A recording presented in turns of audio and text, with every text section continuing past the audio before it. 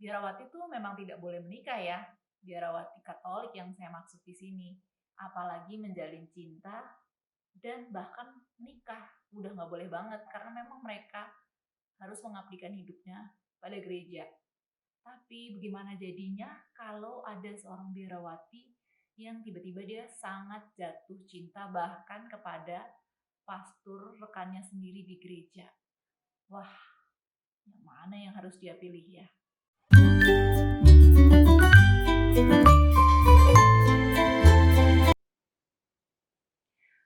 Welcome back to my channel and it's me, Ivani.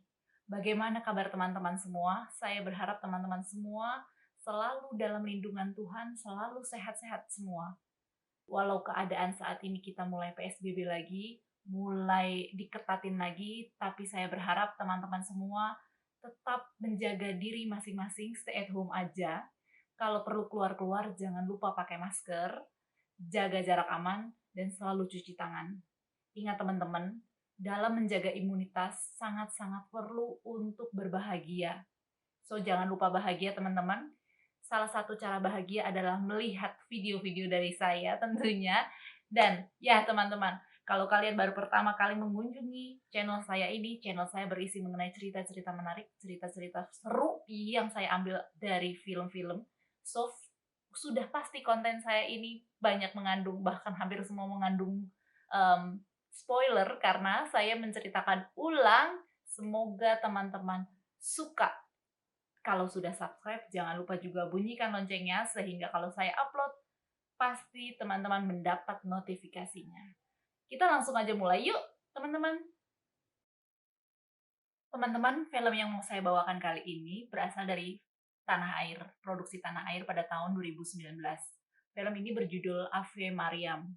Film ini diperankan dengan tokoh utama yaitu Maudy Koesnaedi yang berperan sebagai tokoh utamanya nih yaitu Suster Mariam, dan juga ada Romo Yosef yang dimainkan oleh Chico Jericho.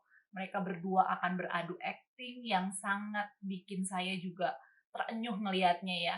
Karena ini film memang latar belakangnya adalah film agama, latar belakangnya adalah agama Katolik di sini, tetapi tidak ada hubungannya menceritakan agama mereka karena ini adalah menceritakan bagaimana kisah cinta terlarang antara seorang suster biarawati dengan seorang pastor.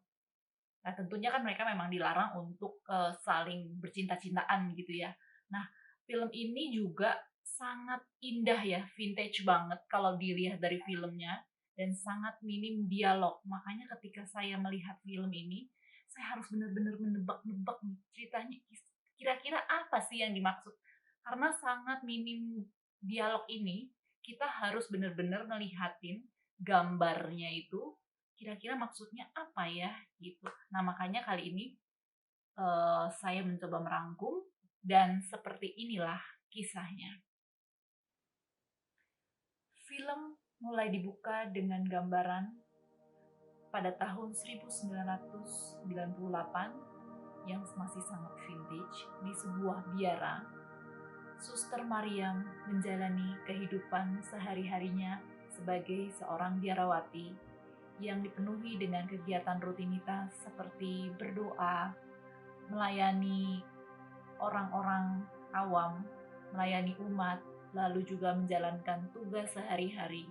Dan secara khusus biara yang ditempati oleh Suster Mariam adalah biara khusus untuk melayani dan mengabdikan diri untuk suster-suster yang sudah jompo. Jadi tugasnya adalah merawat suster-suster yang sudah jompo, memandikannya, memberi makan bagi yang sudah tidak mampu makan sendiri, lalu menjaga tidurnya, dan pokoknya merawat suster-suster tua tersebut.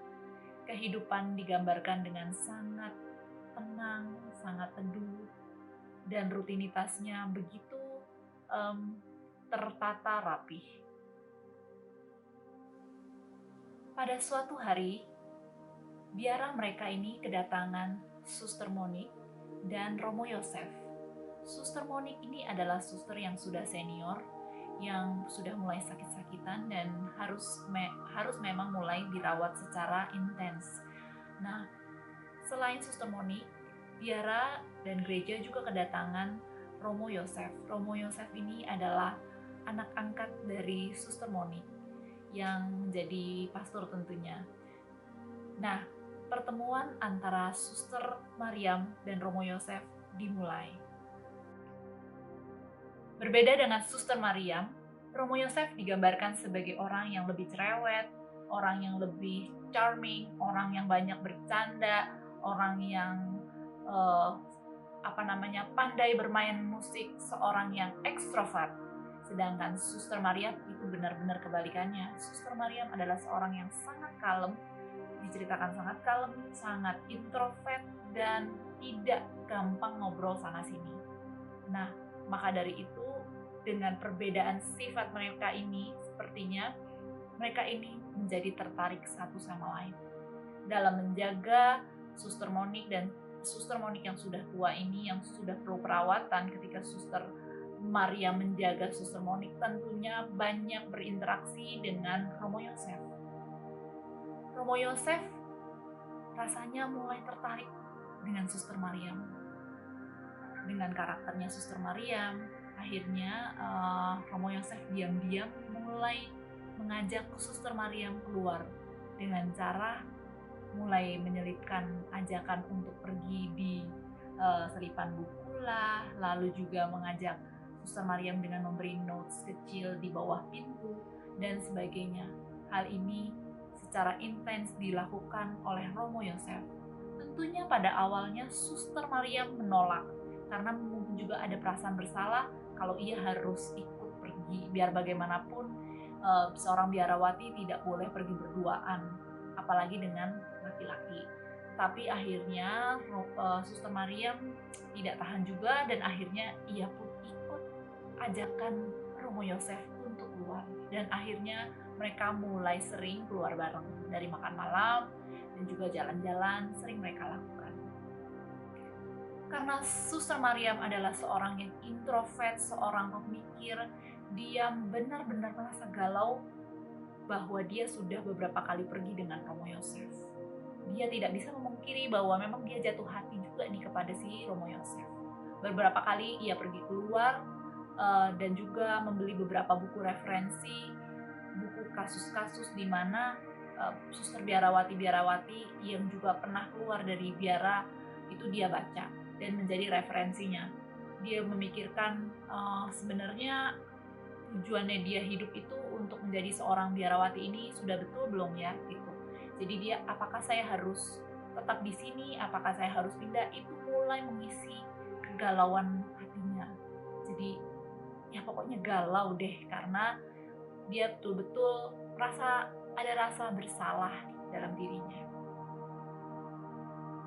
Walaupun Suster Mariam ini merasa bersalah, tapi ketika dia mau berulang tahun yang ke-40, Romo Yosef mengajaknya untuk jalan-jalan ke pantai, merayakan ulang tahunnya di pantai berdua. Hal ini langsung juga diterima oleh Suster Mariam. Walaupun ia merasa bersalah, tapi tetap dong Suster Mariam ini mau menerima ajakan dari Romo Yosef untuk merayakan ulang tahunnya yang sebentar lagi nih. Hari itu pun datang. Diam-diam, Suster Mariam keluar dari biara dan mengendap-endap dan pergi berduaan dengan Romo Yosef.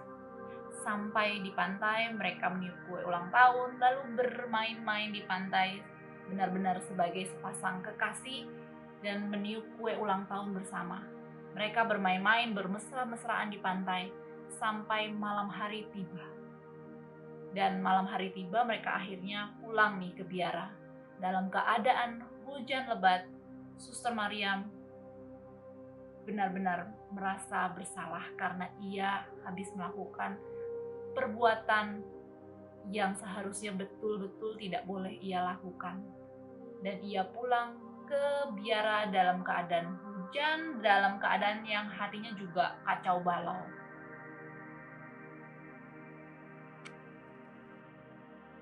Sampai di biara, dan ketika membuka pintu biara, Suster Mariam sangat kaget karena ternyata ia disambut oleh suster-suster lainnya menyanyikan lagu selamat ulang tahun lengkap dengan kue ulang tahun dan lilinnya yang harus ditiup oleh Suster Mariam. Digambarkan Suster Mariam menangis terisak-isak, nggak bisa ngomong apa-apa karena ia merasa terharu, karena ia merasa sangat bersalah. Salah satu suster mengucapkan kepada Suster Mariam, "Mariam, saya tahu apa yang kamu rasakan, hidup dalam gaul atau mengikuti apa yang tidak terlihat. Jika surga belum pasti untuk saya, untuk apa saya mengurus nerakamu?" Sejak hari itu, Suster Mariam lebih banyak di kamar. Ia banyak merenungkan tindakan apa yang akan ia ambil. Suster Maria memang sudah banyak melupakan tugas-tugasnya, sering melalaikan tugas-tugasnya. Lalu apa yang akan ia putuskan untuk kehidupannya sendiri? Ia bergumul terus. Beberapa kali Romo Yosef ingin bertemu dengan Suster Maria, tetapi suster-suster lain tidak mengizinkan Romo Yosef untuk bertemu dengan Suster Maria. Sepertinya suster-suster lain sudah mengetahui ada hubungan khusus antara Romo Yosef dan Suster Maria. Tidak lama setelah itu, Suster Maria memutuskan untuk pergi. Dalam cerita ini tidak diceritakan Suster Maria ini akan pergi kemana, sebentar saja, pergi pulang kampung halaman, atau pergi kemana, tidak diceritakan. Yang pasti Suster Maria memutuskan pergi. Dan dari scan-nya ini terlihat bahwa suster-suster lain banyak yang menangis. Jadi saya hanya bisa menyimpulkan bahwa Suster Maria memutuskan pergi sepertinya keluar dari biara atau pindah ke biara lain. Suster Mariam pergi ke stasiun, dan Suster Mariam sama sekali tidak tahu bahwa ternyata Romo Yosef mengikutinya dari belakang pelan-pelan dan diam-diam. Sesampainya Suster Mariam di dalam stasiun dan naik kereta, baru saja Suster Mariam akan berdoa. Tapi ketika melihat ke jendela kereta api, Suster Mariam melihat Romo Yosef sedang ada di luar kereta api.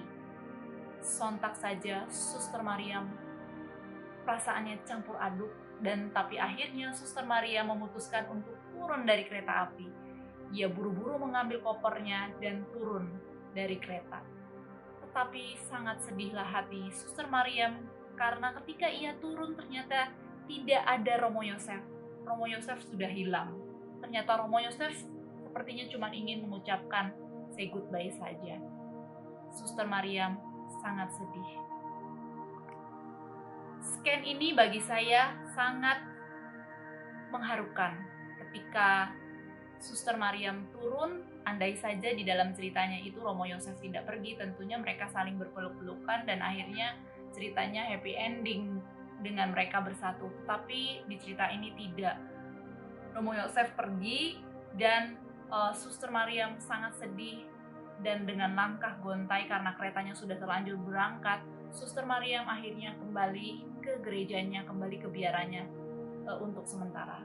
Ketika dia kembali, dia memutuskan untuk langsung pergi ke bilik pengakuan dosa. Dan ternyata di bilik pengakuan dosa itu yang menerimakan pengakuan dosa adalah Romo Yosef sendiri. Di situ Suster Mariam menyatakan dosa-dosanya, bahwa ia mengaku berdosa pada Tuhan karena ia sudah mencintai seorang pastor. Dan Romo Yosef dengan sangat berat ia bilang, "Nyatakanlah dosa-dosamu.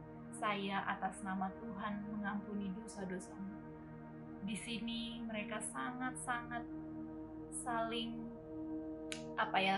sampai saya susah ngomongnya. Di sini scan yang juga mengharukan karena mereka benar-benar menjalani kaulnya sebagai seorang biarawati dan sebagai seorang pastor. Romo Yosef juga dengan berat hati, ia tidak memutuskan untuk keluar dari menjadi seorang pastor, dan sepertinya Suster Mariam juga tidak tahu dia keluar atau tidak. Yang pasti setelah mengakui semua dosa-dosanya, Suster Mariam mengangkat kopernya dan pergi keluar gereja. Di sini benar-benar tidak diceritakan apakah Suster Mariam keluar dari tugasnya sebagai seorang biarawati atau tetap menjadi biarawati. Biarlah di sini penonton yang menebak akhirnya kemana. The end. Cerita ini benar-benar sangat mengharukan, bukan? Sangat vintage, sedikit dialognya, tapi benar-benar syarat makna. Film ini pertama kali ditayangkan di Festival Film Internasional Hanoi 2018, lalu Festival Film Asia Hong Kong 2018, Festival Film Internasional Cape Town 2018. Di Indonesia, film ini pertama kali ditayangkan di Jogja Netpack Asian Film Festival dan baru ditayangkan di bioskop pada 11 April 2019. Jadi film ini juga sudah dimajukan ke tingkat internasional dan cukup berhasil. Para pemainnya juga tidak dibayar karena film ini benar-benar ingin memberikan suatu warna lain di perfilman Indonesia. So, mari kita dukung terus film Indonesia supaya juga bisa maju. Dan teman-teman sekalian, demikian video saya hari ini. Saya berharap kalian semua suka dengan video dan cerita saya di video kali ini.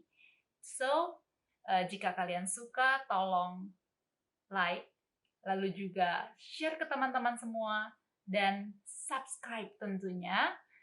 Thank you very much for watching my video, dan sampai ketemu di next video.